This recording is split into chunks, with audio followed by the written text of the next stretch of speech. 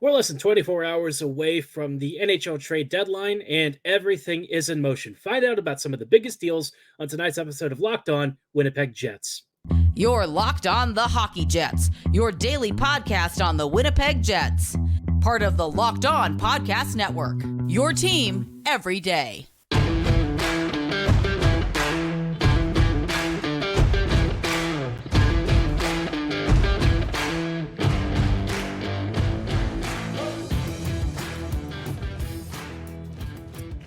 Hello, friends, and welcome to tonight's episode of Locked On Winnipeg Jets, part of the Locked On Podcast Network, your team every day. I'm your host, Harrison Lee, an avid Winnipeg Jets fan and an online blogger. You can follow me on Twitter at HLLivingLoco and at LO_Winnipeg Jets.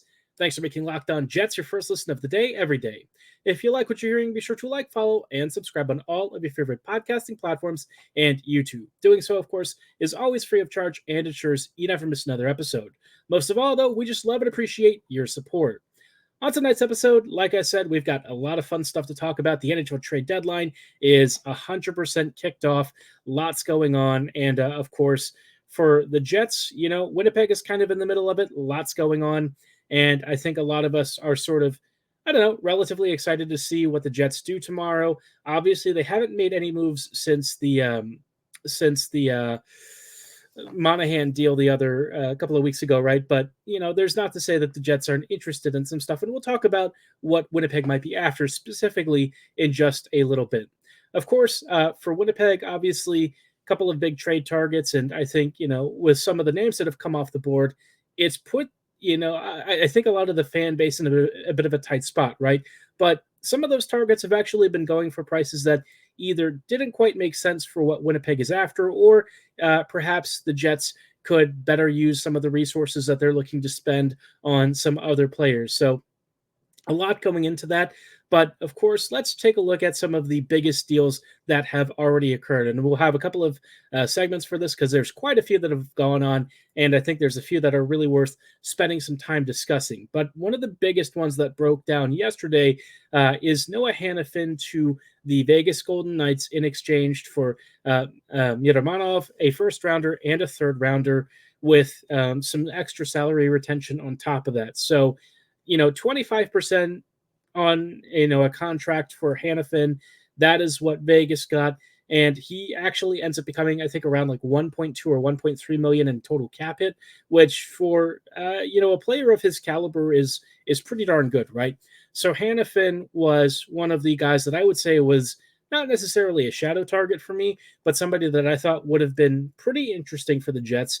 In terms of a player who's really good at being a puck-moving, mobile defender, I could see where there'd be some real legitimate interest. Do I feel like it was the best move the Jets could make? Probably not. I think Winnipeg probably could have done without it, right? I don't think he was exactly the guy that I would necessarily, move heaven and earth to acquire. But he would have been a really interesting player for the Jets, especially with Sean Walker gone.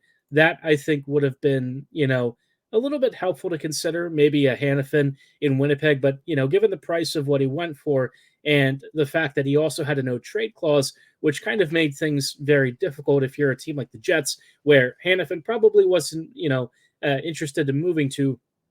It makes sense that you look at the return and you're like, well, that's not that much, right? Hanifin definitely improves Vegas. I don't know if he's going to fix their biggest problems, but one of the frustrating things with this deal is that because he had his salary double retained, 75% of the contract sitting both with Calgary and Philadelphia, it also leaves them even more cap space to bring in a forward. And with Tyler Toffoli's name now floating out there, it sounds like either one of Toffoli or perhaps maybe Buchnevich is on their radar, which is not good for us, let's be honest. Both of those guys would be targets that I have on my list, and I think the Jets have probably checked in on at least one of those players. So not ideal is all I can say. Vegas getting better is really not what you want to hear. I know people were like, oh, Buchnevich is not even close to being in Vegas's price range. But the problem is Vegas has tons and tons of draft capital and, a number of first rounders. So whatever you think they have, they actually might have more than you're recalling. So yeah, if they want to make a move happen, they will. They're a team that's shown absolutely no fear when it comes to being very ruthless and very effective with how they manage their trade assets. So, with 1 day left, obviously, I think it's going to be a situation where maybe they even acquire Riley Smith back from the Penguins. Maybe they go for like a sort of sideways upgrade. But I feel like with how Vegas is, they're one of those teams that's going to swing big and probably get, a pretty good replacement for Mark Stone. So not not ideal if you're the Jets, right? On top of already having Dallas and Colorado get better, having a Pacific Division rival also improve to the degree that the Knights appear to be, it's not fantastic. I guess the one saving grace for all of these teams is that none of them have a player like Hellebuck. The Jets have Helly and Brossoit playing at a really high level, so that might be one of like the few equalizing factors, but I'm still kind of waiting to see what exactly the Jets do. Winnipeg still has, a number of trade chips in play. It sounds like we've had a couple of different perspectives on what they're after, and like I said, later in the episode we'll talk about that and what I think the Jets may settle for, because I feel like what I'm asking them to do and what I think they're actually going to do are probably going to be two separate things. But hey, hope springs eternal. Let's just cross our fingers and hope that something cool shakes out. But of course, in between, there's been plenty of other deals. Aside from the Hanifin one, we saw another defender just move earlier today. Stecher is going to the Oilers along with a seventh round pick in exchange for a fourth rounder. So, a fourth for Stecher for me is pretty cheap, right?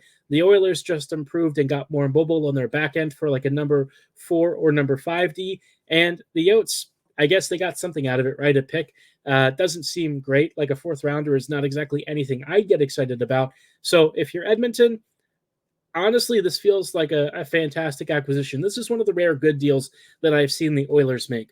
Stecher is kind of, for me, in that sort of there was that guy that they picked up from Calgary a while back, and I'm blanking on his name for some reason. But, a solid two-way mobile D with a decent shot, good passing, good puck-moving skills.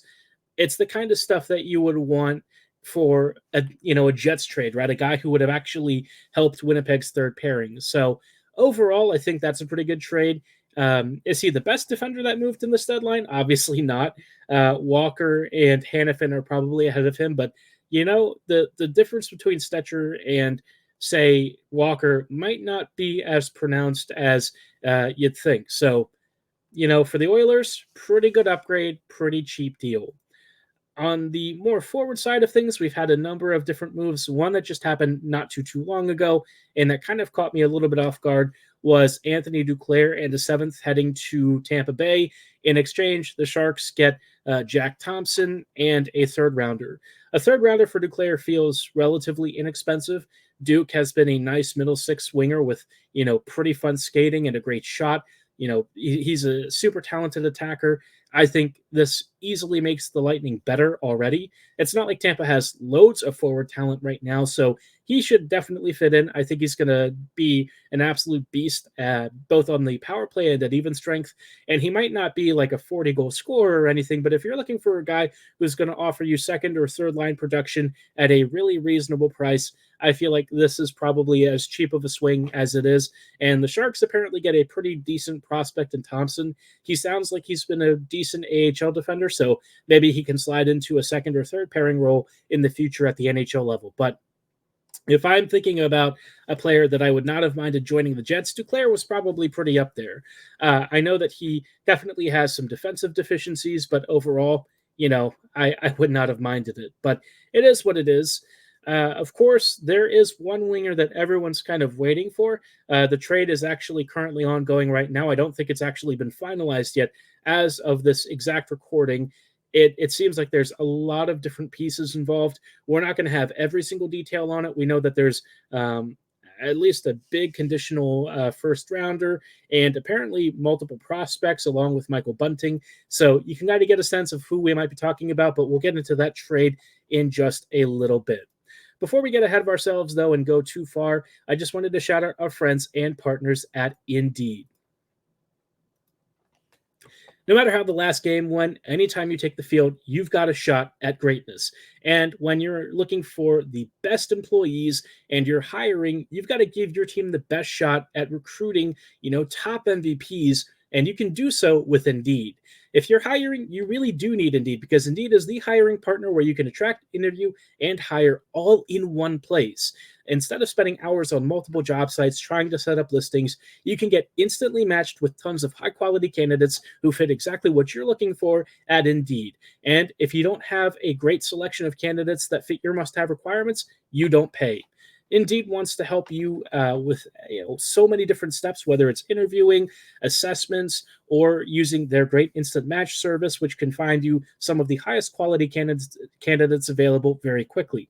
And of course, as soon as you sponsor a post, you'll get a short list of quality candidates with resumes on Indeed that match your exact job description. And if you really like what you see, you can invite those candidates to apply right away. And like I said, you only pay for quality applications that meet your must-have requirements.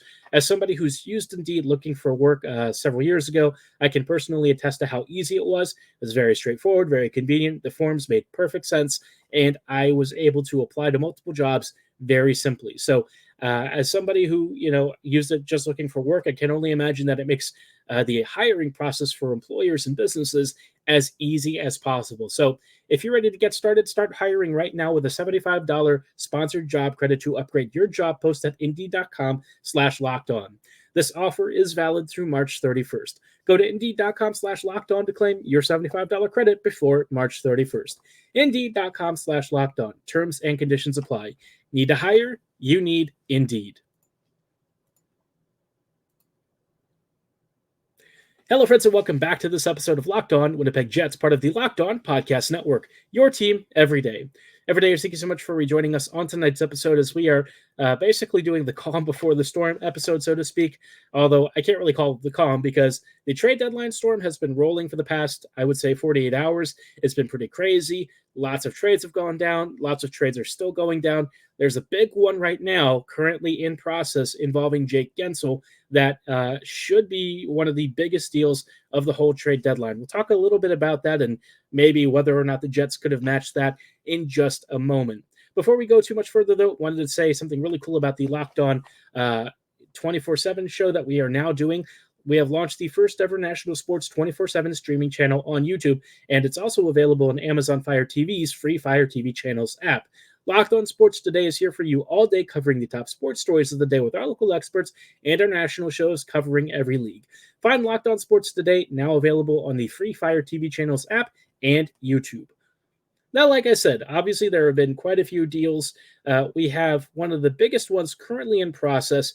This one, the deals have actually just come out. It is pretty crazy, if I'm being honest. Jake Guentzel with 25% retention is going with Ty Smith to Carolina, and in exchange, they're getting Michael Bunting, Ville Koivunen, Vasily Ponomarov, Cruz Lucius, a conditional 2024 first rounder, and a fifth rounder, also conditional. So, this is an interesting package, right? Because it's really big. There's a lot of volume, but I feel like given what the hype around Guentzel was, I don't know, Bunting being one of the central pieces of this deal makes it a lot less exciting. Now, here's the thing, right? Guentzel didn't have any sort of contract extension in place. That much was made clear from the off. But by the same token, you're also talking about a guy who, quite honestly, is around a 35 to 40 goal scorer and one of very clearly Pittsburgh's best scorers on the whole team, one of their top performers, a cerebral player, and honestly the best rental that was available on this whole deadline. And what he got in exchange was some decent, I would say, C to B grade prospects and a couple of okay picks. But Bunting, it sounds like, was one of the biggest pieces. And I just don't really think that makes a particularly great trade package. And that's not really a slight on Bunting, right? Because he's a decent NHLer. He's a really solid player. He's been a proven scorer. But, beyond that, right? Are you really excited about this trade package? I just look at it and think that there's lots of stuff, but none of it really blows my mind for what the Pens were asking for. I mean, Pittsburgh was talking about, multiple firsts, quality prospects, really a proverbial haul for what they were hoping for, and what they got instead was lots of stuff, and most of it's just okay. So in terms of what I was expecting, this is a trade that the Jets probably could have beaten. I think Winnipeg would have had to have given up a Barlow or something, a first, from next year and maybe like an Iafallo or something. But whether the Pens would have any interest in that, I don't know. And I think Guentzel had some sort of modified no movement clause as well. So overall, just looking at this deal, I mean, I would have loved Guentzel. It would have been awesome, but I feel like, given the amount of crap that they shifted, I don't know. I felt like there's some weird stuff going on the back end with what Carolina was interested in giving up and what the Pens were asking for. I feel like Pittsburgh just didn't quite get a great return, and I wonder if the Jets might have had a better shot at it should they have been interested in Guentzel. But I feel like Winnipeg might be looking elsewhere for trade. So overall, I'm going to give this one a pretty good score for Carolina. I think this is probably an A. I think that they did a great job at getting one of the biggest pieces that they continue to miss, which is goal scoring. And Ty Smith, I mean, he's also a guy who you can throw on your back end. I mean, he's probably more AHL depth at this point. But for the Pens, yeah, not ideal, if I'm being honest. Lots of volume in terms of prospects, but nothing all that exciting. So, well, it is what it is, right? At least, it could be a sign that maybe the Jets have a shot at somebody like Pavel Buchnevich. We'll know tomorrow for sure. I'm not holding out hope, but I still have just a little bit of hope still left. In terms of other deals, obviously the Guentzel was probably one of the biggest ones, but I got to say Edmonton again had a sneaky one earlier yesterday. They got a trade with Adam Henrique and Sam Carrick for a first rounder and some like a conditional fifth or something, which is not that bad, right? I would say Henrique for a first is a little on the pricey side, but given the fact that it's like a 50% retained contract and Henrique is a really solid two-way center who can provide some middle six scoring depth, I don't hate the deal. I just feel like given some of these rental prices that we're seeing, maybe the Oilers could have gotten a better player. I don't know. That's not to say that Henrique is bad necessarily, but I'm just looking at some of the prices out there and thinking this market this year feels like it's really cheap. And with everyone retaining salary, it feels like maybe the Oilers could have swung a little bit bigger. I don't know. That's just my thought. I feel like the Jets are actually in a really good spot right now because the market continues to offer a number of quality players out there. And it seems like none of the prices this year are that insane. So the Jets have lots of opportunities to add, and I'm pretty excited about that. The one thing I will say is that I'm kind of happy that Joel Edmondson is off the board now. He is going to Toronto for like a third rounder and a fifth rounder, and overall I feel like, well, I hate to say it, but this is the kind of player the Jets might have been shopping for on the back end. I don't mind not having him in Winnipeg's lineup. I feel like he's basically just upgraded Logan Stanley, and for what the Jets honestly need, yeah, Edmondson's not going to solve that. I'm not exactly excited about the rumors of Eric Johnson necessarily being a player the Jets might be interested in, but let's just hope that at the end of the day, whatever depth defender the Jets get, a little more mobile and a little bit more skilled, because I feel like wasting assets on an Edmondson or a Johnson is just not going to be it, man. That's all I can say. But, like I alluded to the fact earlier, the Jets have a couple of different folks that are saying a number of things about what the Jets might be interested in. Some have suggested they're looking for a top six forward who can PK. Some are saying they don't want to spend that much and they want to go for more of a middle six option. We'll talk about what I think the Jets might do in just a little bit. Before we go too much further, though, I do want to shout out our friends and partners at Factor Meals. Eating better is easy with Factor's delicious, ready-to-eat meals. Every fresh, never frozen meal is chef-crafted, dietitian approved, and ready to go in just 2 minutes. For those of you who have really busy lifestyles, this is a great time-saving option, and I'm sure a lot of you are you're very particular about what goes into your food. You want something that's great for you and tastes great, and that's why you'll have over 35 different options to choose from every week, including Calorie Smart, Protein Plus, and Keto specialties. There are more than 60 add-ons to help you stay fueled up and feeling good all day long. What are you waiting for? Getting started today and couldn't be easier, and you can get after your goals right now. If you're wondering what they offer, they've got everything from pancakes to smoothies to pasta. They offer midday bites, all sorts of breakfast options. And again, there's no prep, no mess. Everything's ready to go. And you just pop it in the microwave for 2 minutes. Couldn't be simpler. Factor is the perfect solution if you're looking for fast, premium options with no cooking required. And when you sign up, you'll save even more money because Factor is less expensive than takeout. And again, every meal is dietitian approved to be nutritious and delicious.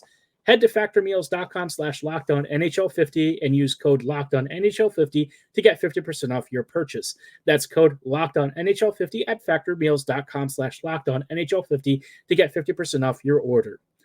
While we're here, I also wanted to shout out our friends and partners at Robinhood Retirement. Did you know that even if you have a 401k for retirement, you can still have an IRA? Robinhood has the only IRA that gives you a 3% boost on every dollar you contribute when you subscribe to Robinhood Gold.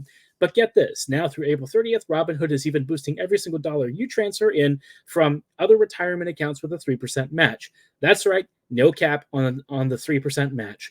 Robinhood Gold gets you the most for your retirement thanks to their IRA with a 3% match. This offer is only good through April 30th. Get started at robinhood.com/boost. Subscription fees apply. And now for some legal info. Claim as of Q1 2024 validated by Radius Global Market Research. Investing involves risk including loss. Limitations apply to IRAs and 401ks. 3% match requires Robinhood Gold for 1 year from the date of the first 3% match. Must keep Robinhood IRA for 5 years. The 3% matching on transfers is subject to specific terms and conditions. Robinhood IRA is available to U.S. customers in good standing. Robinhood Financial LLC, member SIPC, is a registered broker-dealer. Hello, friends, and welcome back to this episode of Locked On Winnipeg Jets, part of the Locked On Podcast Network, your team every day. Every day, thank you so much for rejoining us on tonight's episode as we are wrapping up with some thoughts ahead of Winnipeg's trade deadline day tomorrow. Obviously, the NHL is currently in motion. We just saw the Jake Guentzel trade break out, and there's been a lot of buzz around Winnipeg and what the Jets might do with all of these names that are coming off the board. And honestly, we're hearing a lot of different things, right? Some people are saying the Jets want a top 6 forward. Others are saying they want somebody who can PK and is more on the depth side of things. The Jets don't want to spend big assets. And I think part of that, amidst all of that, there's got to be some truth to it, right? I think Winnipeg doesn't want to spend like a fortune, right? They're not looking to trade Rucker McGroarty or Brad Lambert or Elias Salamonson unless they're getting a huge return. I think the Jets are probably not going to be swinging big unless somebody like, say, St. Louis makes them an offer that they really can't refuse. Buchnevich, I feel like, remains one of the best options out there. I don't know if he's much of a PKer, though, so that part kind of throws a little bit of a monkey wrench into my expectations. Top sixers who can PK, you're not going to find a lot of those guys who are really good at it, so I don't necessarily know what that means, but in terms of like depth forwards who can do that job, yeah, there's like loads everywhere. You might even be looking at Scott Walton or I don't know, any number of players.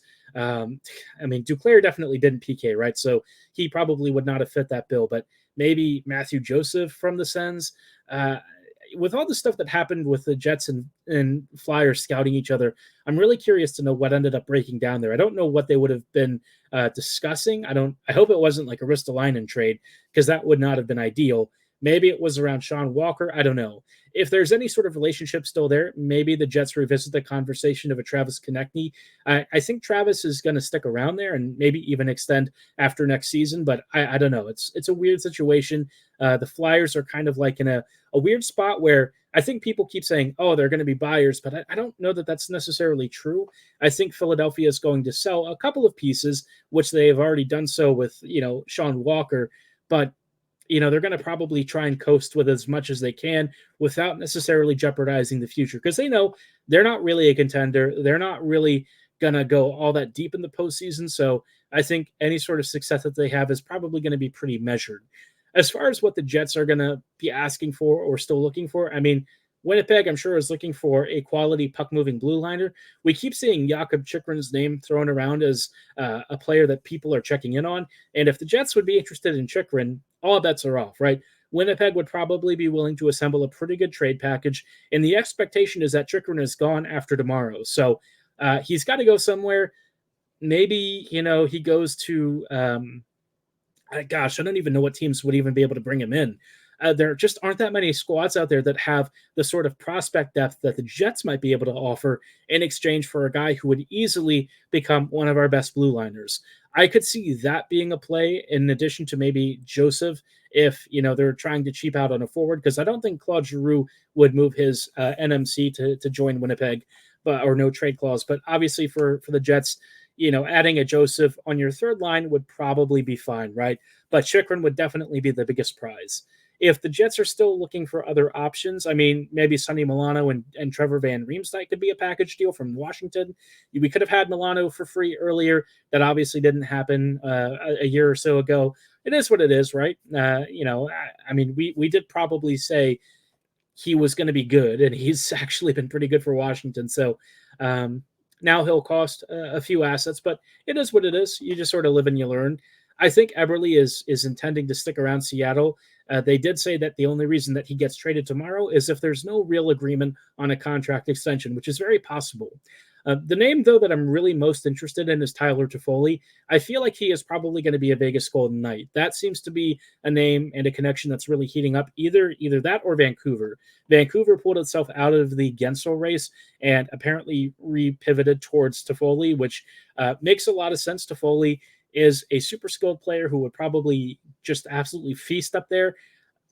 With how the Jets have been in past years, I wonder if it's going to be a name that we're not really expecting. I don't know who actually the Jets would go after. Alex Tuch would be awesome, but I feel like he's a lifelong Sabre at this point. We've had tons of interesting guys like Tatar, Nyquist.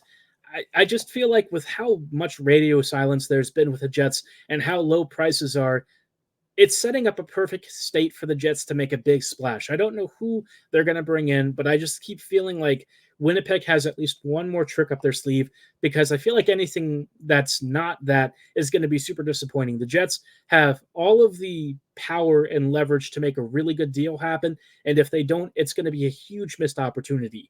This really does feel like the season that you need to cash your chips in and go for it. And I think that's all I've ever wanted with this team is I don't even care if it works out, right? If it does, fabulous. And, the Jets come away with either a deep playoff run or, heck, they come away with a cup. But even if they don't, right, even if they fall short, at least they swung for the fences and went for it. They've shown too many seasons in a row that, they've only been able to do like mid-tier deals. And I think now, with even Brendan Dillon saying that he's in so many words hoping for a big swing, the players are asking to be rewarded for their efforts, and they want to see the Jets chase a cup. And I think the fans want to see it, the players want to see it, and if ownership is serious about making this team, a true Winnipeg institution and one that's going to be around for a long time, then you better be able to back that up with action. You want to put seats, or you want to put butts in seats, especially from the playoffs and beyond, you'd better be willing to spend and invest in a team that is truly a cup contender. So we'll see what the Jets do. We only have a few hours, really, about 14 or 16 left until the deadline starts rolling around, and then all heck is going to break loose. And all I know is that I really want the Jets to be on the winning side of this ledger. Let me know what you're hoping for the Jets to trade for in just a little bit. With the names that are still out there, obviously not a lot if we're being honest, but still some quality names if the Jets swing big.